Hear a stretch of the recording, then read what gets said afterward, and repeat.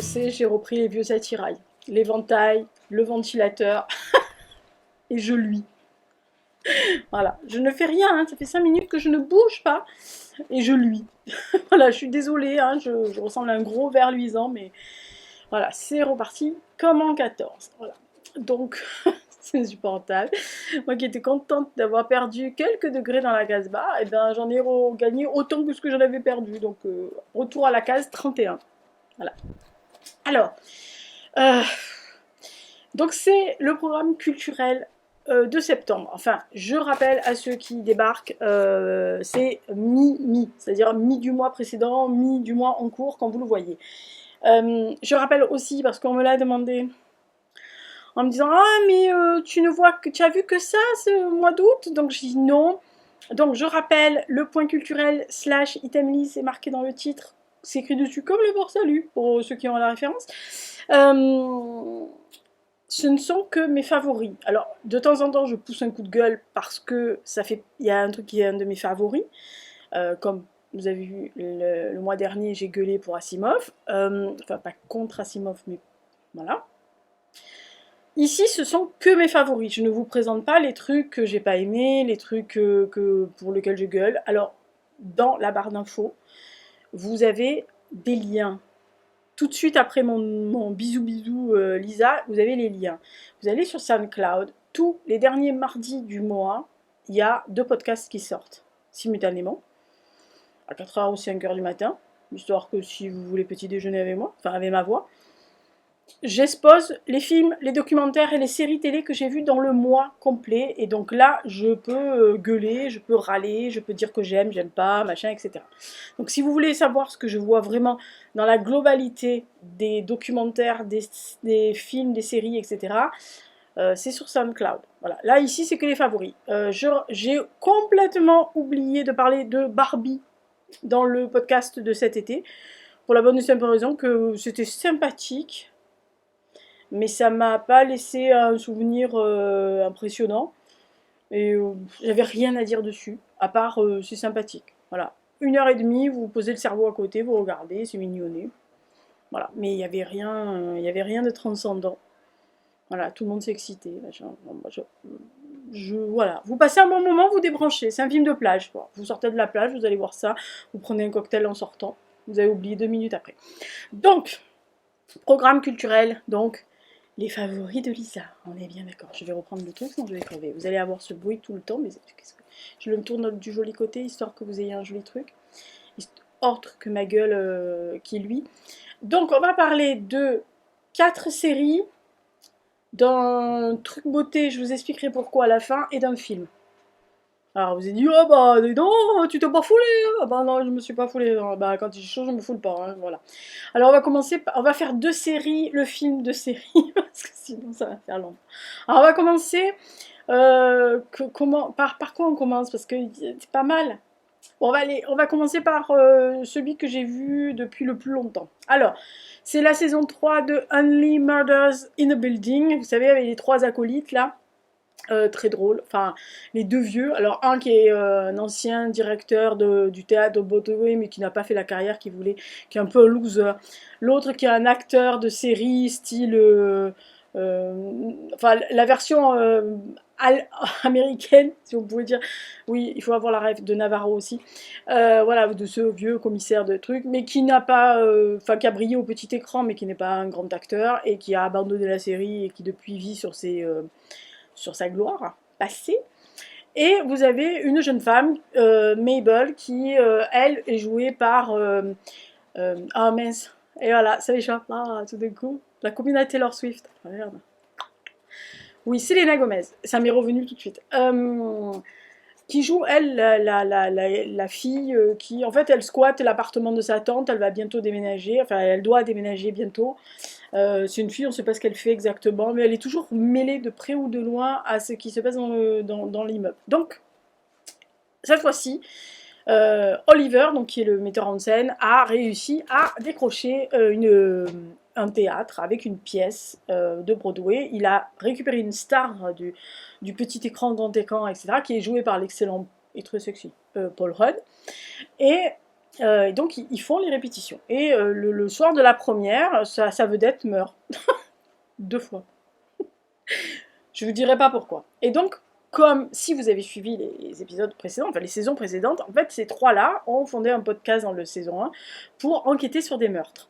Et donc ils font leurs étapes sur les podcasts. Alors cette fois-ci, eh bien, ça va se compliquer parce que non seulement c'est la vedette de la pièce, mais en plus chacun a plus ou moins une liaison avec quelqu'un. Quelquefois qui part en biberine assez rapidement ou quelquefois qui est un peu tordu. Et donc ils vont essayer cette fois-ci encore de découvrir qui a tué la vedette. Alors la seule différence qu'il y a entre les deux précédentes saisons, c'est que leur vie personnelle prend le pas sur leur osmose à tous les trois, et donc petit à petit ils s'éloignent, ils se rapprochent, etc. Alors c'est toujours extrêmement vintage. C'est extrêmement bien écrit, c'est à la fois drôle et il y a des petits rebondissements. Et puis en fait c'est comme une... Alors ça serait un peu comme un espèce d'Agatha Christie, Sherlock Holmes, vous voyez ce que je veux dire, en moins pompeux, enfin en très, très pas britannique, très américain. Mais c'est agréable à regarder parce qu'effectivement je vous dis, il y a ce côté un peu old school, un peu vintage. Euh, on ne sait pas vraiment qu'est-ce qu'ils vont faire. On se demande à quel moment ils vont foirer le truc, parce que ça foire des fois. Je suis désolée, je suis très mal assise. Je suis toujours très mal assise sur cette chaise, il faut vraiment que je m'achète un truc, parce que là, elle me fatigue celle-là. Voilà, ils sont toujours vraiment sur le fil. Le truc conducteur, c'est vraiment cette fois-ci les acteurs. Ça se passe dans le monde du théâtre, donc il y a aussi ce côté les malédictions du théâtre, les fantômes, ce qu'il faut dire, ce qu'il ne faut pas dire. Vous avez une excellente Meryl Streep qui, dans la première scène où elle apparaît, elle vous file un cours de comédie. Hein. En gros, elle vous file un masterclass, quoi, dans le rôle de cette actrice vieillissante qui n'a jamais eu des rôles prépondérants, qui a toujours fait des petits boulots de merde pour essayer de percer à Broadway, mais qui n'a jamais percé, et qui pour une fois qu'elle obtient le rôle, la vedette meurt. C'est ballot. Voilà. Donc il y a plein de petites choses. J'ai vraiment beaucoup aimé la saison 3 de Only Murders in the Building. C'est sur Disney plus, et franchement c'est un bijou, contrairement à ce qui passe actuellement du côté Star Wars. Alors, je n'en parlerai pas, je me suis dit que je n'en parlerai pas. Seigneur, c'est du niveau de Boba Fett. C'est-à-dire... Waouh. Enfin, pour l'instant, j'ai pas fini, mais vu ce qui me reste, ça part mal. Alors, deuxième série, c'est la série pareil que je vois, donc c'est la deuxième saison de The Bear. Qui a été sous-titré je ne sais plus quoi en français. Donc c'est sur Disney Plus toujours. Alors c'est l'histoire de ce cuisinier, de ce jeune chef cuisinier qui a été... Attendez, je vais chercher à boire parce que je vais crever. Alors la fille qui s'est fait un truc chaud. Oui, excusez-moi, mais... C'est bon. Oui, c'est du lait teinté. Je fais ce que je veux. Donc c'est ce jeune cuisinier, Carmi, qui la saison dernière a repris le snack un peu pourri de son frère qui s'était suicidé à Chicago. Et à la fin, bon, je vous passe la première saison. À la fin de la première saison, vu le nombre d'emmerdes qu'ils ont, ils décident dans la deuxième saison de tout casser et de monter un vrai restaurant. Voilà, un truc où ils essayent d'avoir une étoile.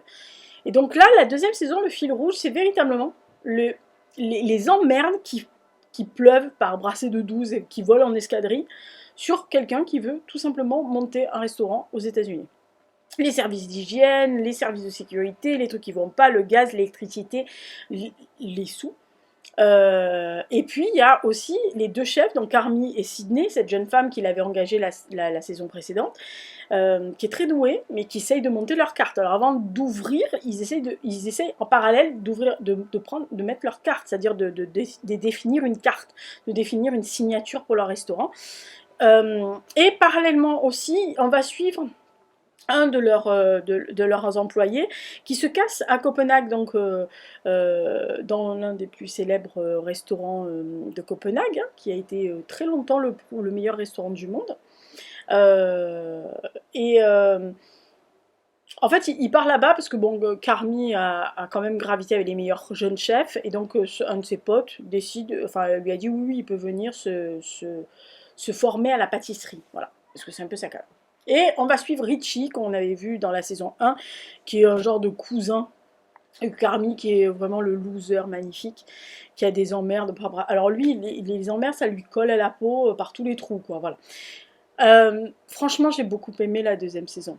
Vraiment. Et je trouve qu'elle est jolie parce que elle est à la fois drôle et touchante. Il y a un épisode 6, je vous assure, si vous voulez pas voir la série, allez voir que l'épisode 6 où il y a un dîner de famille. Mais si j'ai une famille comme ça, je crois que je m'exile sur un autre continent où je les trucide au couteau à beurre, hein. Voilà, au choix du roi. Avec une Jamie Lee Curtis qui joue la mère, bipolaire, complètement barrée. Je comprends pourquoi le Carmi, son fils, en l'occurrence, a d'énormes problèmes euh, à vivre avec les gens, à faire confiance aux gens, à même se lier avec une femme, etc. Parce que vu le passif qui se tape avec sa mère, on peut comprendre, hein. Il y a des parents qui sont vraiment des champions pour détruire leurs gosses. Sous couvert de dire que vous les aimez, quoi. Et non, mais j'ai aimé. Alors, c'est bordélique, c'est toujours un peu monté, filmé à l'épaule quelquefois, donc voilà, c'est toujours, il y a des fois des plans de séquences, des machins comme ça, mais c'est un joyeux bordel, voilà, mais c'est un bordel adorable. Moi, j'aime l'énergie qui dégage. J'aime bien le personnage, que ça soit de Ciné qui est quand même son côté lumineux, et lui, il est quand même dans le côté obscur. Et même quand il entrevoit le bonheur, il est capable de se saborder. Il s'auto-saborde, ce gars. Mais franchement, c'est excellent. Euh, et puis, même, il est touchant dans la... Alors, l'acteur qui le joue, c'est mais comment il s'appelle, Jeremy Allen White, je crois. Qui a ce côté un peu... il avait le même... Enfin, ils lui ont pas donné le même rôle, mais il a ce côté un peu loser magnifique qu'il avait dans la version américaine de... Ah, voilà. Oh, bah, non, mais les vieux, vous savez ça. Euh, ah, cette famille de dingo, là, qui est gérée par la fille. Bon, enfin bref, si j'arrive à retrouver le titre, je vous le mettrai là, si j'y pense. Euh, où les parents sont complètement démissionnaires, le père est alcoolo, elle élève tous ses frères et sœurs, c'est eux le souk, si ça va m'en venir, ça va m'en venir. Et lui, il jouait le frère le plus intelligent de tous, c'est celui qui pouvait s'en sortir, et à chaque fois il s'auto-sabordait. Donc voilà. Il est malheureusement abonné à ce genre de rôle, mais il a cette possibilité de jouer avec son regard, etc., qui fait que bah, il marche avec ce genre de rôle. Voilà, donc De Beer, saison 2, franchement, bah, je vous dis, c'est la même lignée que la 1, en étant un brin plus intimiste, mais beaucoup plus... En fait, il creuse. Voilà, il creuse plus profondément dans les personnages, et c'est assez c'est agréable. Donc, on va parler du film. Alors, on va plomber l'ambiance, hein. Ah bah Lisa, elle plombe les trucs, hein. Bah, vous croyez pas que j'allais vous faire des trucs, wouh. Alors, l'ambiance plombante, c'est le film de Arte. Ah mais non, vous allez voir. Alors, je dois avouer que je connaissais l'histoire. Oui, vous allez dire, ah oui, encore tu connais l'histoire. Ben oui, pas ma faute, c'est ma période. Euh, je rappelle, hein, c'est un peu ma période, un peu ma spécialité, donc si je connais pas ce genre de truc, il faut quand même que j'aille me jeter par le balcon quand même, hein. Je connaissais l'histoire et je dois avouer que j'avais pas trop envie de le regarder, pas parce que le film était mauvais ou mal annoncé, hein, c'est pas du tout ça, c'est que bah, connaissant l'histoire, je m'étais dit, bon allez, je vais me taper un documentaire plutôt, de Arte. Et puis en fait, j'ai vu qu'il y avait August Diehl dans le film, qui est un acteur allemand que j'aime bien, qui fait partie des comme Volker Butch, Alexander Fielding et Tom Schilling, qui fait partie, c'est les 4 acteurs allemands où dès qu'il y a un film ou un documentaire ou une série avec eux, vous savez, fangirl. Ah bah là, je fais la Barbie, hein. Je fais Barbie brune, j'arrive, je fais, voilà, je fais la débile. Et donc je me dis, oh, il est au générique, donc ça peut pas être mauvais, parce qu'à chaque fois qu'il est dans un film, voilà. Et il y a quelques années, il y a quelques temps, il avait été dans ce film où il jouait, alors cette fois-ci, plus ou moins, un objecteur de conscience, etc., qui était revenu qui existe, hein, véritablement. Et donc là, je me suis dit, oh, tu peux pas le louper. Donc ça s'appelle Le Poison de la Vengeance. Donc c'est sur Arte, ça dure à peu près 1 h 30. Un peu plus peut-être, 1 h 40, 1 h 45. Donc c'est l'histoire vraie. En fait, alors les personnages, machin, on est bien d'accord, c'est romancé, il y a des trucs qui sont romancés, mais c'est l'histoire vraie en fait de ce groupe entre les soldats et d'anciens déportés survivants des camps qui vont s'unir dans une opération en fait pour empoisonner le système des eaux de certaines villes en Allemagne. Et leur motif, c'est de dire œil pour œil, 6 millions pour 6 millions. C'est-à-dire que vous avez tué 6 millions d'entre nous dans les camps, ben, on va vous exterminer avec l'eau. Donc on suit en fait d'abord ce Max qui revient des camps, qui cherche sa femme et son enfant, qui apprend par une voie détournée qu'il n'y a plus d'espoir.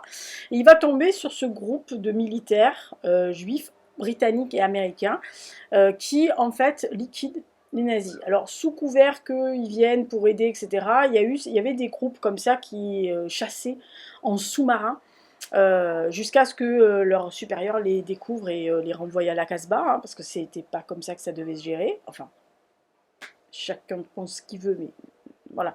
La loi du talion, c'est jamais très très bon parce que ça va dans l'escalade. Euh, et donc en fait, lui, au début, il se dit bon ben à ce niveau-là, moi je peux vous aider à vous venger, etc. Et par ricochet, il peut le faire, mais il ne le fait, il ne tue pas lui. Et puis un jour, il va parmi ces hommes, il y a un homme qui fait partie d'un groupe qui est vrai, hein, qui a vraiment été monté, qui avait d'ailleurs avec des ramifications avec la CIA, enfin qui n'était pas vraiment la CIA à l'époque, mais enfin qui était la, la, le moment de la CIA, qui engageait des anciens déportés, etc., pour pouvoir débusquer des anciens gradés, officiers, SS, etc., pour soit les récupérer parce qu'ils avaient un intérêt soudain contre les soviétiques, soit les exterminer, etc. En échange, alors les Américains, mais en échange, les Anglais faisaient ça en promettant un bout de terre en Palestine. Voilà. Histoire, vous connaissez, enfin je suppose, voilà, il y a eu ce genre de petites transactions pas très glorieuses. Voilà. Et lui, Max, va infiltrer ce groupuscule qui veut en fait empoisonner l'eau alors de Berlin, Nuremberg, etc. Plusieurs villes en Allemagne. Et il va tomber sur que des anciens déportés, parce qu'en fait c'est que des survivants des camps, dont une femme qui elle a vécu un drame assez absolument épouvantable, mais qu'il découvre au fil du temps, enfin en tous les cas au fil des jours, avec qui il se lie. Alors au début, on ne sait pas si c'est de l'amitié, de la pitié, puis après c'est un sentiment un peu plus alors amoureux, on n'ira pas jusqu'à amoureux, mais voilà, deux solitudes et deux grosses merdes qui leur est tombée dessus ensemble, ils se sont rapprochés. Et en fait, Max, à la base, n'est pas du tout d'accord pour faire ce genre de choses, mais il comprend les positions des gens avec qu'il a infiltré. Donc on va suivre tout son cheminement jusqu'à le fait de la mise en place de ce plan, alors qui a échoué, hein, sinon vous seriez tous au courant, mais qui a été à ça de réussir. Voilà. Alors il y a eu une fin alternative qui est bien foutue dans le téléfilm. Moi j'aime pas trop les fins alternatives sur l'histoire, mais là c'est bien fait parce qu'on comprend. On n'est pas idiot, ou alors vous avez arrêté le film avant le générique de fin. C'est un film qui est intelligent, bien foutu, bien réalisé, comme tout, à chaque fois les films allemands, hein. On est bien d'accord, je l'ai déjà dit ici, que ce soit les séries, les films et les livres et l'art en général allemand, leur devoir de mémoire sur cette période-là, ils ne mettent pas de gants. Voilà. Donc là, ils éduquent absolument rien du tout, ni les exactions des Alliés, ni les saloperies des nazis, ni la vengeance froide de certains déportés. Puis ils éduquent rien des conditions de retour de l'antisémitisme rampant qui était toujours là. Je rappelle que la dénazification est une grosse duperie, une grosse daube, et que d'ailleurs sur Arte, il y avait un excellent documentaire qui s'appelait La dénazification, je sais pas quoi. Voilà, en fait, en gros, c'est une fumisterie qu'on a inventée pour dire oui, oui, on leur a fait signer un papier, tout le monde a dit ok, on n'est pas nazi. Voilà. Et il y a tous ces gamins, d'ailleurs, on le voit dans certains romans, mais il y a tous ces gosses aussi qu'on voit dans le film, pas tout le temps, mais qu'on comprend, qui sont laissés à l'abandon et qui en fait ont été élevés par les jeunesses hitlériennes assez rapidement. Il y avait des gamins qui avaient 10 ans, 45, et qui n'avaient connu que ça. Donc ils ne comprenaient pas pourquoi le régime s'était cassé la figure et pourquoi Hitler n'était plus au pouvoir et pourquoi on n'aidait pas les anciens nazis, etc. Bref, voilà.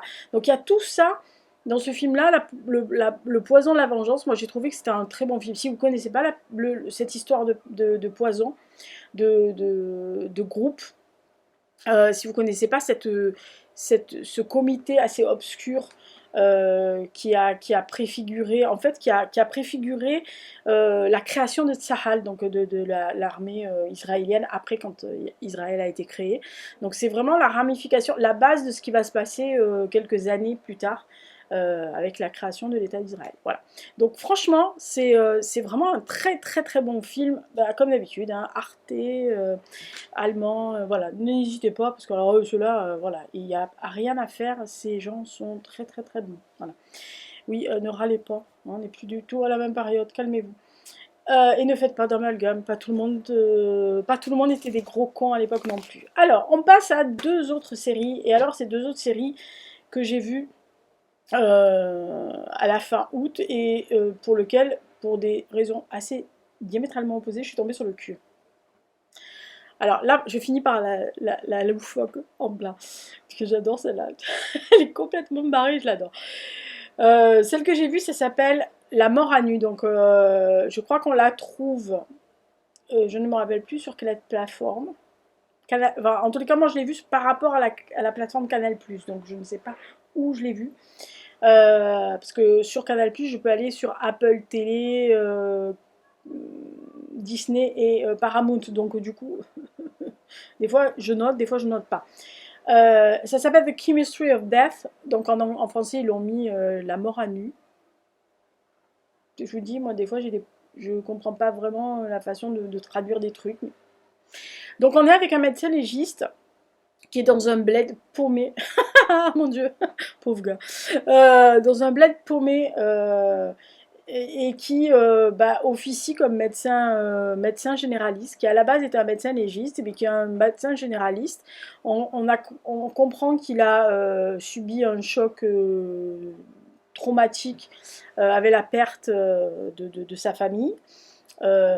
Qu'il n'a pas pu sauver, parce qu'on voit des flashbacks, il y a beaucoup de flashbacks, dès le début on comprend qu'il a pas réussi à sauver quelqu'un, et on comprend assez rapidement que c'est sa famille, voilà, sa femme et sa fille, et donc il vit dans ce truc, et il y a des meurtres qui se produisent, donc en fait on l'appelle, hein, parce que c'est le seul médecin du coin, donc voilà, la policière, machin, donc en fait il y a 6 épisodes, et qui se découpent par 3, et donc c'est très important de voir les 3 premiers, parce que sinon, vous captez rien aux 3... Enfin, vous captez rien. En tous les cas, dans le dernier, il y a un retour en arrière. Enfin, il retourne pas en arrière, mais il y a quelque chose qui se produit. Et en fait, on va le suivre sur ces 2 enquêtes qui durent donc 3 épisodes à chaque fois, qui sont retour à souhait, quand même, avec ce que font savent faire les British, quoi. C'est-à-dire avec un brin d'humour, mais un brin de satire, et puis ce côté complètement décalé aussi, quelquefois. L'acteur est assez touchant dans sa façon de jouer. Les flashbacks sont pas chiants, parce que quelquefois c'est...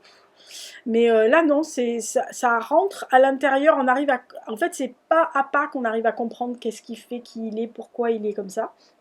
Et évidemment, les enquêtes sont quelquefois assez sordides. Enfin, les deux sont assez... oui, ils nous épargnent aucun détail sordide, hein, il faut être... voilà, et ça tombe comme un gravelotte. Super. Sinon, je vous dis, moi j'ai bien aimé parce qu'il y a vraiment une étude psychologique des personnages. On sent venir 2-3 trucs, mais Dans l'ensemble, ça passe même bien. On n'a pas ce côté lourd de certaines séries autres que britanniques, parce qu'eux, ils savent faire. Moi, j'ai bien aimé. J'ai passé 6 épisodes. Je pense que je les ai bouffés en 2 soirées. Voilà, j'ai fait 3 et 3. Et je me suis dit, enfin, quand même. Mais non, non, j'ai enchaîné 3. Puis après, je me suis dit, bon, tu as vu l'heure, il faut aller te bouger, quand même. Je me suis dit, hop, je les regarderai demain soir. Et hop, pouf, c'est reparti. Voilà. Donc, je sais pas ce qui va se passer s'il y a une saison 2 annoncée ou non. Vu la dernière scène, ça peut finir comme ça peut s'ouvrir sur autre chose. Voilà, j'ai quand même fait un bond, même si je m'y attendais, hein. Ah non, mais moi, voilà, je m'y attendais, je me suis dit, ah, il va arriver ça. Je me suis dit, ah, il va arriver ça, hein, voilà. Et puis quand c'est arrivé, je fais, ouh, elle est nouillette, cette pauvre fille. Bon, bref, voilà. Donc, ça s'appelle La mort à nu. Honnêtement, voilà. C'est bien tourné, il y a des très beaux paysages, il y a des personnages secondaires qui sont bien foutus, il y a des sous-intrigues dessous, avec les seconds personnages qui sont bien faits. Je vous dis, le personnage principal est attachant, mais à la fois, il est quand même un peu lugubre. Donc vous avez l'impression qu'il attire la poisse, le gars. Mais voilà, tous les autres qui lui tournent autour sont toujours... il y a toujours quelque chose, voilà, il y a quelque chose d'intrigant. Vous savez pas si la personne est claire ou pas, et donc ça vous indique peut-être que ah, elle se cache quelque chose derrière. Hmm. Voilà, donc c'est pas mal. Et la dernière série, et je finirai là-dessus sur les séries et films, c'est la saison 1 de Loki. Alors vous allez vous dire, ah mais ça fait 3 ans qu'elle est sortie. Bah, pas 3 ans, n'exagérez pas. Mais enfin, bon, j'aurais dû la regarder avant. C'est sur Disney. En fait, c'est. Vous allez voir là. Ah bah quand on est nouille, on est nouille. C'est parce que j'ai vu la bande-annonce de Loki 2. Voilà. Je suis arrivée un soir sur Disney Plus pour aller voir je sais pas quoi. Et donc, bah, il y avait, avant d'arriver sur la plateforme, il y avait le trailer, enfin la bande-annonce de la saison 2 de Loki qui sort en octobre. Et donc j'ai commencé moi, bête, et je regarde le trailer. Voilà. Et je fais, oh, ça a l'air bien. Puis je lui dis, oui, mais t'es con, t'as pas vu la une. Donc qu'est-ce qui s'est fait? C'est regarder la saison 1. Bon, alors, qui est Loki? Vous savez qui est Loki, le frère de Thor, on va pas refaire toute l'histoire. Sinon, vous tapez Loki, machin, et puis voilà. Donc, dès le début, c'est... Comment ça? C'est du gros bordel. C'est du gros loufoque. C'est du gros second degré à tous les étages. Il y a de l'humour. Le Loki, mais il est en roue libre. C'est en roue libre. Cette saison est en roue libre. C'est-à-dire que véritablement, ils ont. Alors l'histoire se tient, attention, hein, c'est dans un univers parallèle, ils sont en train d'essayer de, de récupérer quelque chose parce qu'en fait, le monde tel qu'ils le connaissent est en train de se casser la gueule, donc il faut qu'ils sautent d'un endroit à un autre pour récupérer. Lui, il doit être aidé par quelqu'un, mais il n'est pas censé être vivant, mais il est censé être là, mais il a peut-être un clone, alors peut-être qu'il va rencontrer son double, enfin. Mais c'est barré en plein, c'est loufoque en plein. Euh, Franchement, bon, l'acteur, bah, c'est le même qui fait Loki tout le temps, hein, donc le très joli Tom Hiddleston, qui ne surjoue même pas, non, il est à l'ouest. Mais quand vous le voyez en interview, quand il se met à danser, à chanter, en fait, ça, je pense que c'est sa personnalité. Alors, il est très british quand vous le voyez comme ça, en costume 3 pièces, vous avez l'impression qu'il sort du palais de Buckingham, mais à mon avis, il est bien barré, le gars. Et moi, mais vraiment, j'adore parce que je le trouve. En fait, il a cette retenue très british qui fait qu'ils sont très excentriques quand vous les connaissez et que quelquefois ça part en live complet. Et il y a toujours cette façade très austère, enfin très bien mis. Et derrière, si vous grattez le vernis, c'est le bordel. Et là, mais ça part mais dans tous les sens. Alors tout se tient, les histoires se tiennent, les personnages se valent, se détestent, s'aiment, se foutent des coups fourrés, se trahissent, reviennent en arrière, repartent. Enfin, voilà, si vous aimez l'univers Marvel, alors moi je suis pas une fan de Marvel. Voilà, ça n'a pas été, c'était pas ma base de comics quand j'étais petite. Donc Marvel, oui, Captain America, machin, oui. Mais tous les dérivés, ça a jamais été, même au cinéma, ça n'a jamais été trop ma came. Mais quand j'avais vu certains Avengers, je dois avouer que Loki me faisait beaucoup rire parce que c'est le gros méchant. Il est pas méchant, enfin si, il est quand même un peu. Oh, si, il est méchant quand même. Mais il a ce côté attendrissant des méchants, vraiment. Et alors là, mais vraiment, si à un moment donné vous vous dites non mais tu vas prendre une tisane, chat. Tu vas te calmer, hein, voilà, tu respires, assieds-toi sur le canapé, on t'apporte les tisanes, prends une camomille. Je me suis mais régalée sur tous les épisodes de Loki de la saison 1. Donc du coup maintenant j'attends la saison 2 dans ce trépigne. J'ai revu la bande-annonce et j'ai fait ah ouais non mais il fallait pas que je loupe la saison 1, c'était pas alors je sais pas comment j'ai fait pour passer à côté. Voilà, peut-être parce qu'effectivement comme c'était l'univers Avenger Marvel, je me suis dit, oh encore les super-héros. Moi, s'il n'y a pas Chris Evans dans les super-héros, ça m'intéresse pas. Donc, du coup, je me suis dit, allez, bon, allez, regarde-le, t'as rien d'autre à foutre. Je venais de me taper 4 jours de peinture, j'en pouvais plus, j'avais mal partout. Je me suis dit, au moins là, tu bouges pas, t'as les bras le long du corps, rien à faire à part appuyer sur le bouton. Alors, ouais, non, mais vous savez, les vieux, c'est plus ce que c'était. Voilà, donc Loki, saison 1. Si vous l'avez vu, je suis sûre qu'il y a plein de gens qui l'ont vu bien avant moi. Dites-moi si vous avez autant aimé le côté barré de loufoque, absolument décalé de cette saison et de cette série. J'aimais vraiment, mais c'est jouissif en plein ce genre de truc, mais vraiment. Alors autant, vous voyez, il y en a certains, c'est un peu plombant, hein, je veux dire, la mort à nu, The Bear, le poison de la vengeance, c'est un truc qui vous plombe l'oral. Only Murders in the Building, bon, ça peut n'être qu'un truc un peu sympa, un peu. Oui, c'est un genre. Ouais, c'est un peu. C'est léger. Ça, c'est du barré. Alors, par contre, attention, ça fait des nœuds au cerveau, hein. Ouais, parce qu'à un moment donné, j'étais là. Mais il est où? Mais c'est quoi? Il n'est pas là?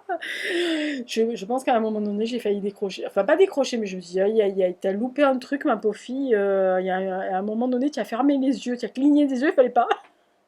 Faut pas cligner des yeux. Des yeux. Faut pas cligner des yeux.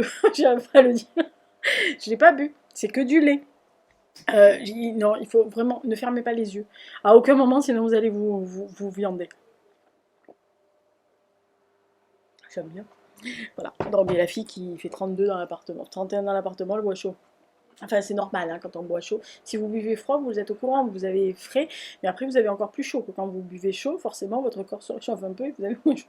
Ça, c'est la théorie. La pratique, c'est que tu sors dans des et tu t'éventes.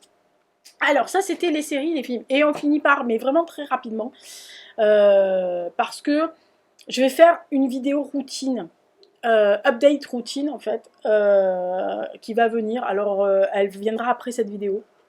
Je ne sais pas quand je vais la poster, parce que j'ai la version vidéo podcast de science-fiction qui va sortir, donc je ne sais pas quand je vais la caser, mais je vais la caser, elle va sortir là, après.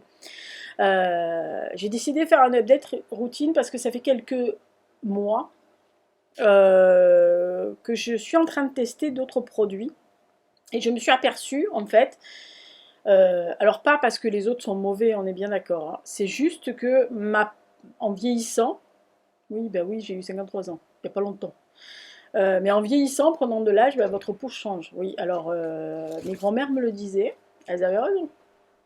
Mais Bibi a pas voulu les écouter. Enfin, si, Bibi les a écoutés, parce que sinon elle aurait pas mis de crème quand elle avait 15 ans. Mais, mais voilà, on s'en aperçoit beaucoup plus vite passé 50 ans que quand, ou 45, que quand vous en avez 25, 30, 35. Alors, mon conseil, mesdames, mesdemoiselles, quand vous avez 20 ans, 25 ans, ne négligez pas l'hydratation.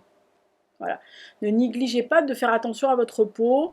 Ne négligez pas de mettre des crèmes, machin, parce que bah, vous allez voir, jusqu'à 45 ans, moi j'avais pas besoin, je le dis, je n'ai jamais mis, j'avais juste, j'ai commencé à mettre de la crème au contour des yeux, j'avais 42 ans, euh, et j'ai commencé à mettre de la crème pour la nuit, vous savez, bah, plus riche, machin, j'en avais 45-46. Et je me suis pas mis de CC crème ou de bébé crème ou d'anti-cerne ou machin avant mes 48 ans. Voilà, 45-48. Voilà, donc honnêtement, je ne sortais avec une crème de jour du rouge à lèvres, du mascara. Pour vous dire, après ça n'empêchait pas que j'avais des produits à la maison, que je m'utilisais certains trucs, mais voilà, je faisais des masques hydratants, je faisais des masques machin, trucs, je faisais attention à ma peau. Oui, j'ai toujours fait attention à ma peau, j'ai toujours sorti avec un FPF, enfin un écran total, machin et tout. Même dans mon époque, dans les années 80, où en fait, en gros, vous y alliez au monoeil sur la gueule et en plein milieu comme une étoile de mer, je l'ai jamais fait parce que si vous voyez, voilà, ma peau, l'été, été comme hiver, c'est celle-là, elle est blanche ma peau. Hein. Voilà, là j'ai bronzé un tout petit peu. Si j'ai bronzé, si je suis caramel très très très très très light, du caramel, j'ai bronzé un peu. Je suis content. La vie qui a bronzé. Bah, c'est-à-dire que comme j'ai peint en plein cagnard, vous m'étonnez. Mais enfin, j'avais badigeonné le truc. J'ai utilisé je sais pas combien de flacons de FPF 50. J'en remettais toutes les 2 minutes. Donc, pour vous dire que j'ai bronzé, quoi. Voilà, donc ma peau est très très blanche. C'est pas ma faute, c'est comme ça. Oui, c'est pas parce que je suis brune que j'ai pas une peau de blonde. Enfin, j'ai une peau de rousse en fait. Voilà. Et avec plein de grains de beauté, c'est très très chiant. Et donc, je n'ai jamais, enfin j'avais toujours des produits de beauté, machin, mais je faisais très très attention. En fait, j'étais très maquillage et moins cosmétique soin. Voilà. Et donc là, ça faisait quelques années que j'utilisais Natura Siberica, que j'utilisais des fois quand meilleur ami me filait du Chanel, mais ça me va pas parce qu'il y a du parfum. Voilà, que je mettais Clinique, Vichy, Uriage, Natura Siberica, voilà, parce que les autres marques, machin Caudalie, pour moi c'est un décapant, hein, ça sert à rien. C'est comme un laxatif chez moi. Ça me détruit la peau, mais même un échantillon me détruit la peau au bout de 2 minutes, j'ai plein de boutons. C'est affreux. Donc j'avais ces 4 marques-là, il y avait Nux aussi, de temps en temps, mais Nux c'était surtout pour l'hiver, quand vous savez, enfin, surtout dans le sud quand il y a un Mistral et qu'il fait quand même un peu frais, le soir vous avez la peau, vous avez l'impression d'avoir des écailles de tortue, hein. Voilà. Ou des écailles de serpent, enfin une peau de serpent quoi. Des écailles de tortue, c'est une carapace, ça va. Si, mais pas pareil que le serpent, enfin vous voyez ce que je veux dire. Et donc, tout ça pour dire qu'au printemps dernier, j'ai commencé à accepter que une youtubeuse beauté que je suis depuis 7 ans, euh, il fallait quand même que j'essaie ce qu'elle faisait. Et en fait, elle parlait des produits Pierrico. On m'en avait parlé. Alors, Pierrico, c'est en gros le papa de. Enfin, la maison mère qui a développé des trucs comme Yves Rocher. Mais eux, ils sont plus dans les plantes, machin, mais à un niveau plus médical, enfin un peu plus élevé quand même. Et, donc, genre, elle a fait une vidéo. Elle s'appelle donc Sonia Seller. Je vous mettrai son lien dessous et j'en parlerai un peu plus dans la routine beauté. Et donc, en ce moment, je vis ma vie avec le soir, avec. Je vous le montre comme ça, mais je vous montrerai en routine. Voilà. Donc, c'est des produits Pierre Rico. Je ne suis pas sponsorisée, hein, ne vous inquiétez pas. De toute façon, vous le savez, déjà, je ne suis pas sponsorisée pour les bouquins, je ne suis pas sponsorisée, c'est la carte bleue qui achète. Et en fait, elle avait présenté ses beaux produits et moi j'avais une copine à Paris qui les utilisait déjà et qui me disait putain mais pourquoi tu le fais pas Lisa, c'est vachement bien et tout. Je dis ouais mais bon, bon. Et là la vidéo de Sonia m'a mis un coup de pied au cul en gros. Je me suis dit bon de toute façon qu'est-ce que je risque, je prends 2 produits, j'essaye, ça me va pas, ben, je trouverai toujours quelqu'un, ben, ma copine à Paris, je lui avais dit je te les enverrai par la poste, tu les finiras, parce que si vraiment ça fait comme certains produits que je peux pas supporter, pourtant ma peau accepte tout, hein, mais il y a des marques, comme je vous disais, Caudalie, c'est pas la peine, c'est l'antéchrist pour ma peau, et donc j'ai essayé, et en fait, non seulement ma peau tolère, mais je j'ai que 4 mois de recul, hein, on est bien d'accord. Mais j'ai l'impression que ça marche. C'est moi qui dis que ça marche. Hein? Alors me contrariez pas dans les commentaires. Si vous trouvez que ça marche pas, dites pas ah putain, pas du tout. Non, non, vous laissez la bête croire que ça descend plus. Ça descend toujours, mais que voulez-vous, c'est la loi de la gravité. Voilà. Donc je vais faire une routine beauté que pour ça. Alors la routine beauté, je vous expliquerai comment elle sera fonctionnée, mais c'est juste pour dans mes favoris. du mois de mi-août jusqu'à septembre, c'est les produits Pierre Eco. Voilà. À part 2 ou 3 produits qui ne sont pas de cette marque-là, parce que il est hors de question que je me défasse de mon contour des yeux, que j'adore depuis. Voilà. Donc, c'est les favoris. Donc, les favoris, c'est les produits Pierre Eco. Voilà. Donc, ça, c'était le programme culturel / item list favori de septembre. Donc j'espère que ça vous a plu. Dans les commentaires, vous me dites. Sinon, bisous bisous, pouce pouce. Ça aide la chaîne, hein, je rappelle. Même si je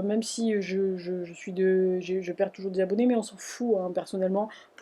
Moins on est de fous, plus on rit. Et comme dirait Sonia, vous verrez, allez voir, elle a une... plus on est de fous, moins on ride.